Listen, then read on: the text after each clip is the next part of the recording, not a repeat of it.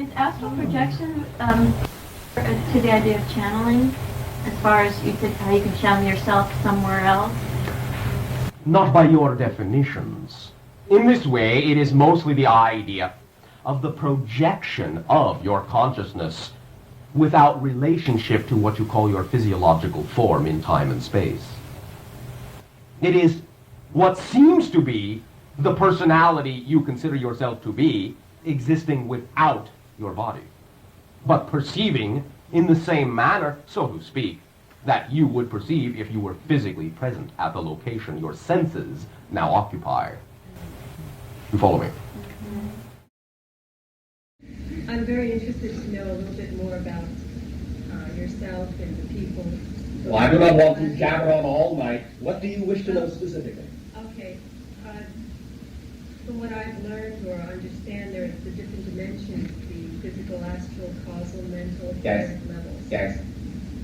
What level, well, we're calling levels, but we're not saying up or down, but We what understand. dimension of which you say you're from? Oh, one moment. What you are referring to now are, in a sense, levels and dimensions, but it is not the same kind of a dimension we are referring to. We are referring to something that, in your terminology, would be more of a parallel dimension that also has its own portion of the astral, the etheric, the causal, and so on. You follow me? Yes. It is a parallel idea, another type of vibrational physicality. We are fourth density physical moving into fifth, which means non-physical altogether. You are third density physical going into fourth density physical, where we are at now. But those changes are taking place within. And the astral and etheric and causal and all the other planes, in that sense, overlap and are a part of the parallel dimensions in which you and I exist. We are two different ways of doing the same thing. Would you say that the other, okay, we're in a parallel dimension, but the other levels are of a higher vibratory rate than Yes. where we come from? The astral dimension, in that sense, is the non-physical fourth density. You are becoming physical fourth density. We are already physical fourth density. The astral plane is non-physical fourth, and it basically goes up from there until you reach the octave, and then you go into other dimensional universes, other tones, other vibrations. And in order to achieve that astral level, Yes. we can leave this physical body. There's that astral body. By using the astral body or the soul Yes, body? you can if you wish. Now, remember again that even though we know how it appears to you, the idea of astral projection and astral travel is more of an expansion of your consciousness than a literal, quote-unquote, leaving of the body. All you're doing is changing the focus of your consciousness to a wider being. You follow me? So it's not a movement of the body leaving the body. Not literally. Because nothing ever really moves or goes anywhere. It's all here. Right. But it is an expansion, as if it were a bubble, expanding, and your consciousness was on the skin of that bubble. So while you are physical, it is a tight bubble. When you expand astrally, it becomes a bigger bubble, and the body exists inside that bubble. And on and on and on and on and on.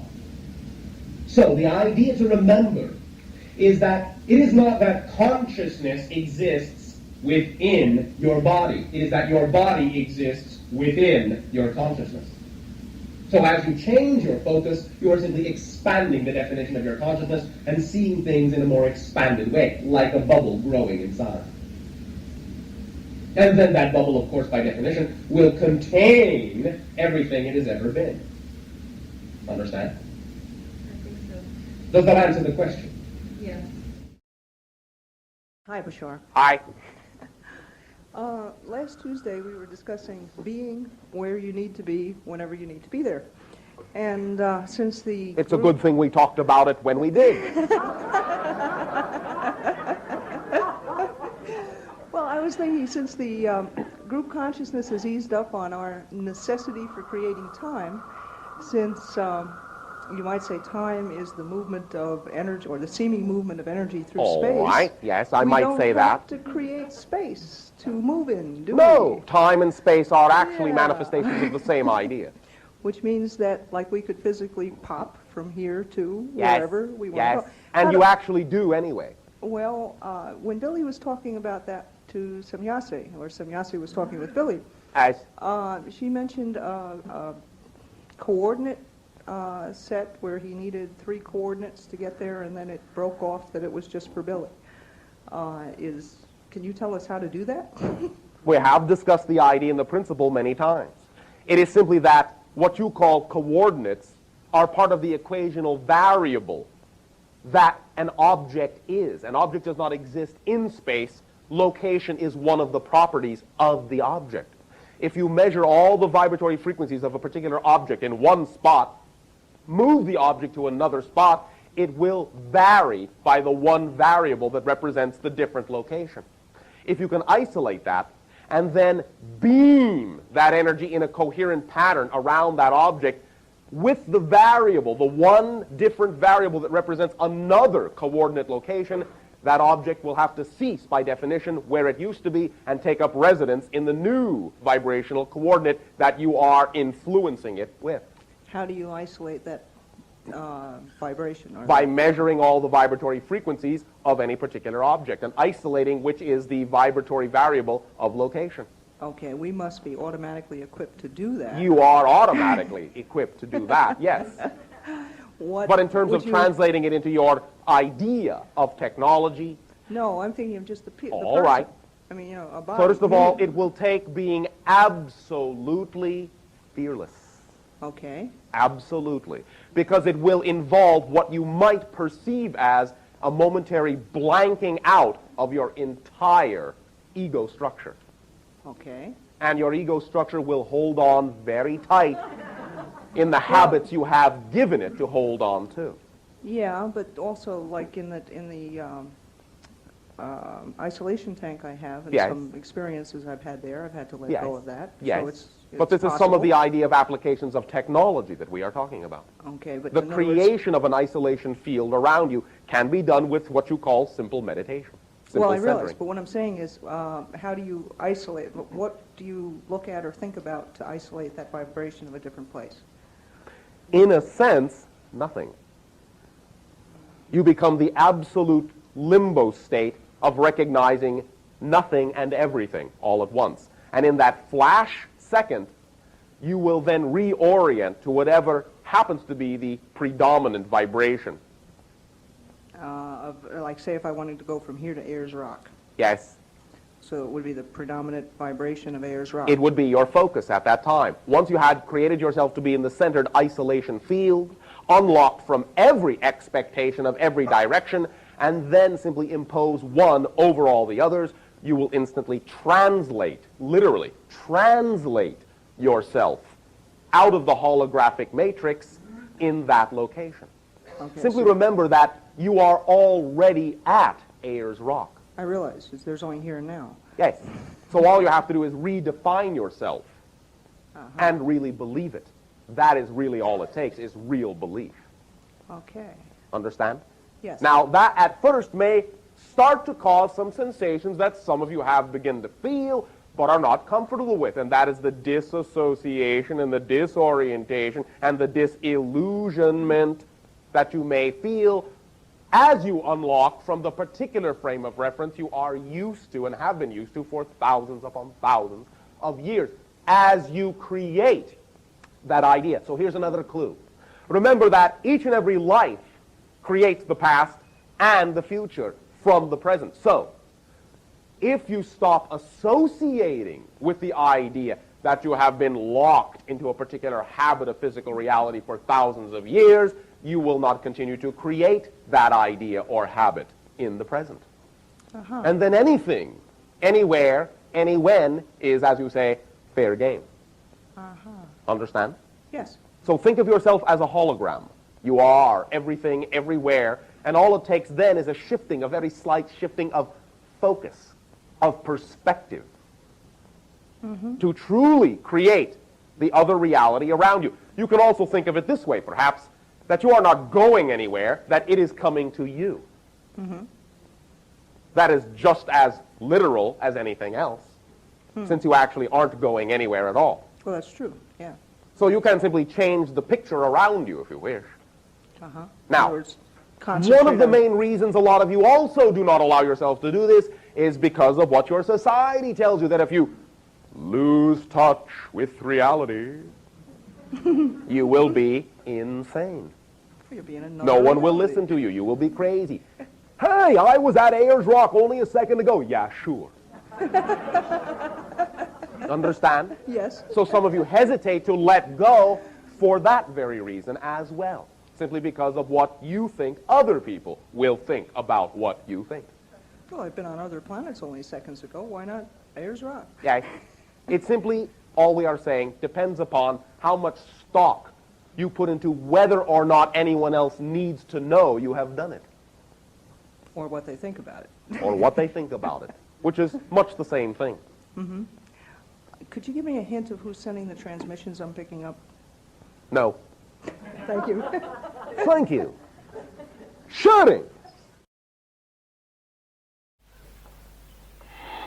Bashar, my name is George All Wallace. right. And what I'd like- Greetings. Greetings.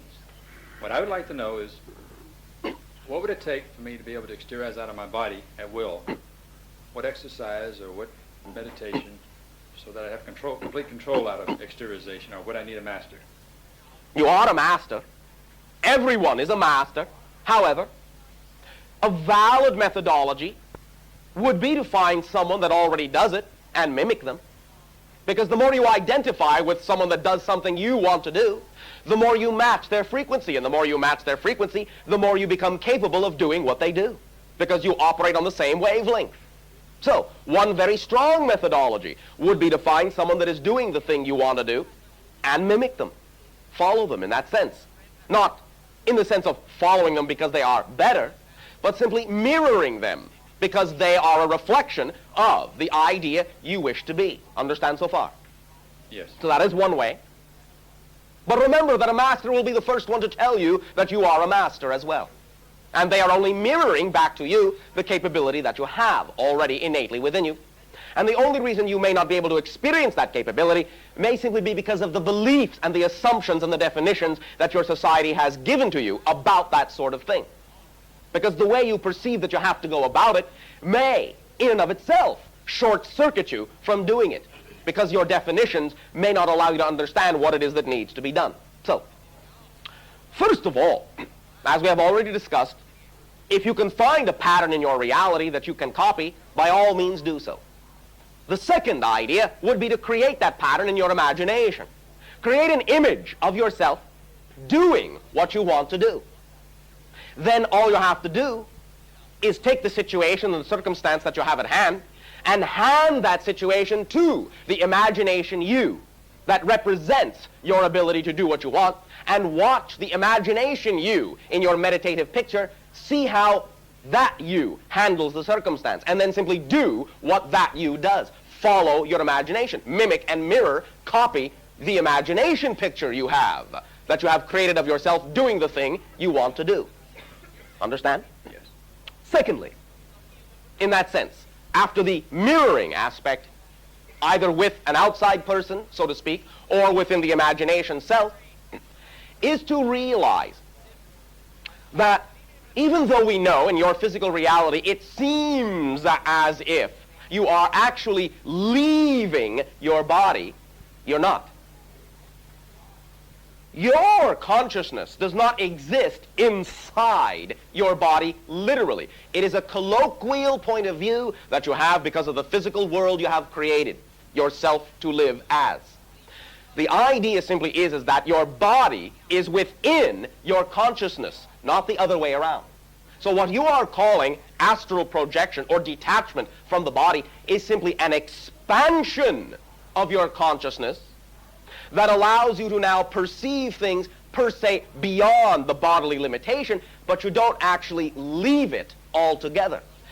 If you assume by creating this picture that your consciousness is a bubble, a sphere, and right now it is simply condensed to the confines of the idea, the definition of your body, then imagine that that bubble simply expands so that your body is now at the center of it. But your perspective, your perceptive ability is on the skin of the bubble. So as you expand the bubble, expanding your consciousness in that sense, to include the body and other ideas, then you have the perspective, from your point of view, that you're actually leaving the body. All you're doing is actually enlarging the definition of the consciousness that you are, so that your body becomes a part of it. Understand? Yes.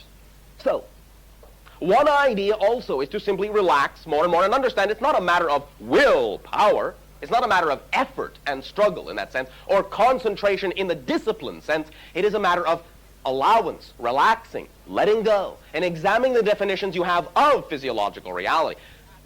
One analogy may be as follows. I'm not saying this is the case with you, but simply to assist individuals in understanding how these things can work, is that if an individual wants the idea of what you have called separation from the body because they think that physical reality is a trap, is limiting, and they're using the idea of astral projection to run away from physical reality, then that idea is what allows you to securely lock the key, lock the door, and not allow the idea of astral projection to occur. Because an expansion will never occur at the expense or the invalidation of where you already are. It must always occur at the inclusion and the enhancement of where you already are. So if astral projection is being used to run away from physical reality, you will never allow yourself to have that experience. It's when you understand that physical reality is just as free, just as valid, just as joyful as what you assume the astral experience could be like, that's when you create less difference between the two, and when you create less difference between the two in your definitions, that's when you allow more of a blending to take place, and that's when you realize that the physical reality isn't really different per se from an astral reality. They are both extensions and both expressions of the same one reality, just in a different format. In other words, your spirit, once again, is not in your body. Your body is your spirit in physical terms. When you understand that there is less separation than you thought between physical reality, non-physical reality, when there's not so much of a fence between them, then there will be no effort to break through that fence. They will simply start to blend, merge together. Dream reality will be recognized as the physical reality. Physical reality will be recognized as the dream reality. You will start to lose that tight definition. You will start to fade back and forth, one to the other. Physical reality becoming more dreamlike. Dream reality, non-physical reality, becoming more solid to you. So, in softening your definitions of physical and non-physical reality, you can also accelerate the process of what you call astral projection. Another idea is to allow yourself, when you drift into dream states, to tell yourself that you will, in the dream, wake up and know you're dreaming. For as soon as you do that, you will realize that you are, in fact, astrally projecting. That is another way. You can also attract into your reality whatever methodologies already exist in your literature that can benefit you the best. But remember, your imagination is the prime tool and can always come up with the methodology that will serve you best if you relax and trust it. Thank you. Well, does that serve you?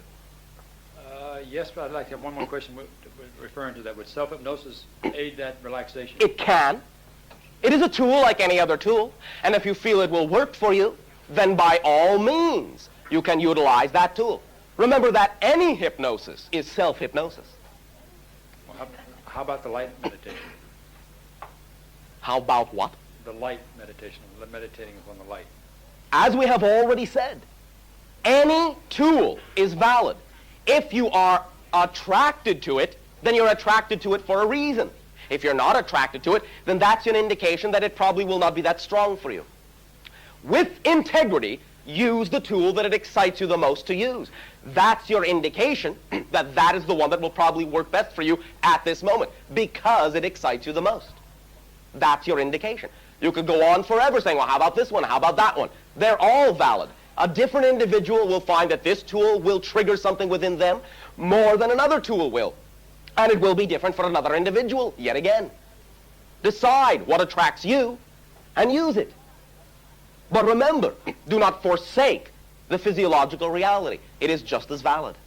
And the whole idea of learning to astral project is not to escape physical reality, it is to integrate physical reality with the non-physical, so that you literally become living light, living dreams. Because that's what reality is. It's only what you dream it to be anyway, only what you define it to be. All right? Thank you very much. Oh, pleasant dream. Sean, I asked you about astral projection. Yes? Can you give me a definition of it? And Yes. is it like death? In Yes, to some degree it is. Now, this may take the laying down of a little bit of groundwork. Bear with us if you will. All right? All right. Thank you. Understand the following fundamentals. I know this may seem to some degree to be extremely opposite to what a lot of you have been taught, but it isn't really contradictory. It's only, once again, a semantic or perceptual difference. Your spirit does not exist inside your body. Your consciousness does not exist inside your body. Your body is your spirit in physical terminology. Your body exists within your consciousness, not the other way around. But when you are focused as a physiological being, let's say for now that your consciousness is the analogy of a bubble, all right? Let us say that when you are focused as a physical being, your bubble is confined, as it were, to the specific locale of your physical expression. Let's just say for now arbitrarily within your head. When you die, or when you project, what you are doing is this. Your consciousness, your focal point of consciousness, which is on the skin of the bubble, expands and becomes larger than your body, so that your body is now at the center of the bubble of your consciousness. And you can look down upon your body as if you rose from the body. And you can pop here and there and here and there, because you can, in a sense, open an eye of consciousness anywhere on the skin of the now more expanded bubble. And in your terminology, that seems to translate as traveling here and traveling there in the wink of an eye. It is because your consciousness has now expanded to include a broader perspective. You now include more reality than you did before. And at the very center of it is the most limited and confined level, what you call physical materiality. That's why it seems as if your spirit is rising from your body. In a sense it is, but it is more than it is a bubble of consciousness expanding outwardly and leaving your body at the center. Understand? Yeah. Is this making some sense to you? Uh-huh. Can you travel through any space and time? Absolutely. So it's completely limitless? Absolutely, because space and time are your own definitions. In a sense, that's how our quote-unquote spacecraft travel as well. They are projected into what you might call astral material. And then they are simply redefined with a vibration that represents the space-time locale we wish them to be at. And they are reinserted into physical materiality at whatever locale is representative of that vibrational equation, having in a sense avoided the issue of travel altogether. Instantaneous teleportation. It is not really, quote-unquote, breaking the speed of light. It is not traveling within your dimension at all. Understand? Yes, I do. I have one more question. Oh, what? Death, am I to assume that death is not being able to get back into your physical body? Basically, yes. Okay. Thank you. Oh, thank you very much. Shooting! Hello, Bashar. And to you, good day. Okay. I don't know if you can hear me, I guess. My question has kind of a two-part. All right. Speak up so that all may share. Be bold. All right. There we go. Okay, the first part is, what is the correlation between death and an out-of-body experience? Very similar, except once again, you have not completely removed your focus from the physical plane in what you would call an astral projection or out-of-body experience. You are expanding your consciousness, shall we say, temporarily, into very much the same realm that you enter when you, quote-unquote, die. Okay, my other question is more personal. I believe I have what is considered an out-of-body experience. I have had that. All right, all of you do, you know. It's just that many of you do not retain conscious awareness of it. Yeah, it was actually very fascinating for me. It's happened more than once. Yes. And it has occurred usually in a situation where I am a nurse. Yes. And I have been dealing with a person who has been very close to death. All right. I kind of want to know, one, is there a correlation between their death experiences and my experience? Oh, absolutely, absolutely. Let us answer that first. You see, there are already many beings on what you would call the other side that assist individuals in their death transition into the non-physical reality. Your planet is now learning that it can also train individuals, while still physical, to assist them in going across to the non-physical reality. And some of the individuals who will best accomplish aid in that direction will be those that can astrally project. So they can literally take the soul by the hand, so to speak, and say, look, this is where you're going, everything's just fine, you're still alive, have a good time. Yeah, well, that's basically what I've done during those experiences. Yes. The other thing that I have found interesting, and it was more of a physical sensation, I thought maybe you can explain it. All right, maybe. My instructor Kramer had talked about there being a pinhole on the head where your soul can leave. In a sense, yes. It is called, in a sense, a black hole, a type of gateway. It resides in the corpus callosum between the hemispheres of the brain. Okay, I have experienced a sensation of, when I had this out-of-body experience, of all my blood kind of rushing towards the center of my chest, not towards my head. Understood. The sensation was something could never really understand, and so I thought maybe you might clarify Thank you. it. Even though the idea of what you call that pinpoint exists in the corpus callosum of the brain, remember that every single gate of your body, what many of you have called chakras, exist in many portions of your body and are all intertwined and interconnected.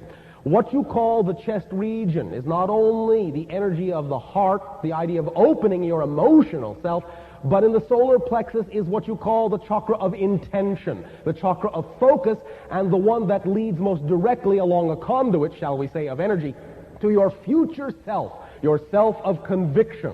So you may feel a buildup in that area because the more conviction you have, the more certainty you have, the more boldness you exhibit, you will feel the energy rush in that area. When you align with that area, when you align all your chakra gates, you may feel that pinpoint, that gate at any place in your body. But the primary one exists in the center of your brain. Okay. Space and time do not have that much meaning when that alignment occurs. The idea that many of your people have described upon death or astral projection of the going through the tunnel with the light at the end is your physiological analogy of going through that gate, that pinpoint structure, into a new dimension of experience. Okay, thank you. Pleasant dreams to you. Well, one other question. Quickly. Do you do out-of-the-body astral projection? Do you mean me personally? Yes, I do. Yes. But again, it is not literally out of the body, but we understand what you mean. So you could come here in astral form? Oh, I have many times. Could you do it right now? I am. So your astral body, so to speak, is somewhere in this room, and all of us are... Well, it is in a version of what you refer to as a room. Okay. And could you, if you wished, could you slow down the vibrational rate of your astral body and materialize? In time, yes. Not now. In time. This is part of the idea, anyway, of contact. Because remember that our species anyway exists at a higher frequency rate than yours does, and slowing our frequency down to some degree is a part of your ability to perceive us physically anyway. But we will need you to raise your frequency up to a certain degree to, in some senses, meet us halfway before it will be appropriate, and so that your system will not, in a sense, experience shock at being overwhelmed by too high a frequency. This is not a judgment, but simply a description of physical contact. Do you follow that? I do. Thank you, Bashar. For us, the idea also at this point in our evolution of astral existence and physical existence is almost the same thing, because we are evolving into something more non-physical. So in that sense, the idea of astral projection is almost our normal experience. Do you follow? I do. Thank you. Number 2. And I wanted to ask you a question about Yes. ancient Egypt. Ancient Egypt, yes. Because I've been studying the philosophy, history, Yes. architecture. All right, how exciting. It's very exciting. All right. So what about ancient Egypt? Did they have extraterrestrial help? Here and there, yes. Not necessarily in certain ways that some people on your planet assume, but yes, they had connections. But please also remember, they were also very adept at astral travel. And therefore, much of the information that they gleaned simply by having the ability to astral travel and connect with Source in a different way and bring that information back down to Earth. This is what the priesthood did. This is what the main pyramid at the Giza necropolis actually was capable of amplifying. If you will know that the stone coffer in the king's chamber was specifically designed in the right proportions, the right dimensions, the right ratios, and the right material, so that when a priest got into the stone coffer and meditated and achieved the gamma frequency, the meditative frequency of 40 cycles per second, the stone coffer was built specifically to resonate and reflect and amplify and magnify that particular gamma frequency, to the point where there was such a buildup of that energy that it actually aided and assisted the spirit to pop out of the body. Wow. So the Great Pyramid, in a sense, is an astral projection machine. And Oh thus my the priesthood gosh. used it to go wandering the universe and bring back information.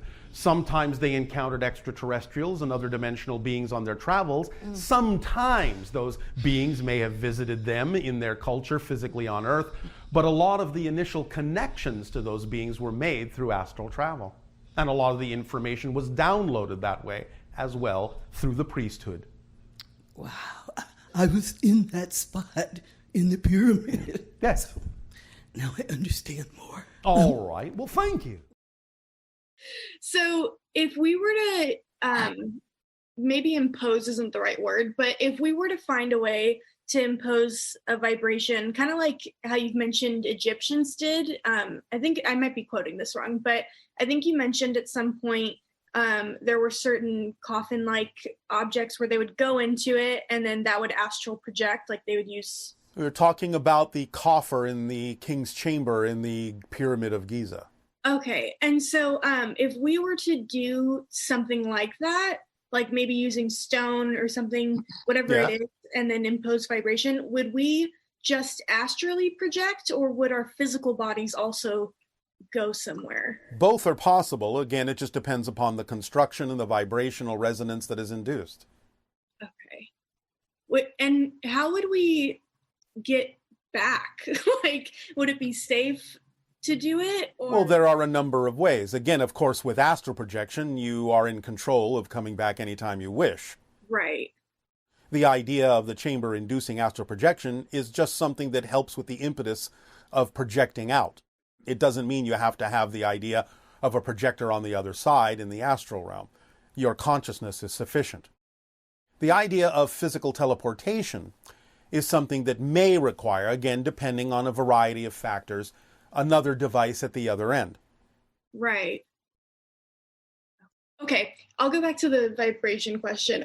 So with the imposing vibrations on bodies and stuff and astral projecting, will it feel like this is gonna be weird, but will it feel like the body's dying? Because like it feels like it can. It depends upon the person's relationship and response to the idea of the vibration.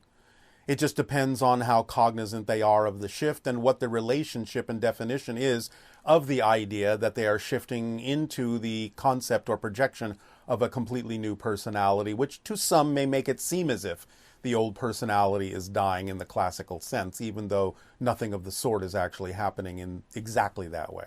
So it just depends on the person. Okay. Thank you. Okay, thank you so much, Bashar. Good day. Good day. Does being skilled at astral projection make dying easier? If so, Is it because you know how to expand beyond the physical body from a conscious state? Yes, because you have become used to the idea of being non-physical, being beyond the body. Therefore, the transition from physical to non-physical is something that becomes familiar to you through astral projection, out-of-body travel. And there is no longer, once you have that experience in general, no longer any concern about the idea of whether or not your consciousness continues after physical death.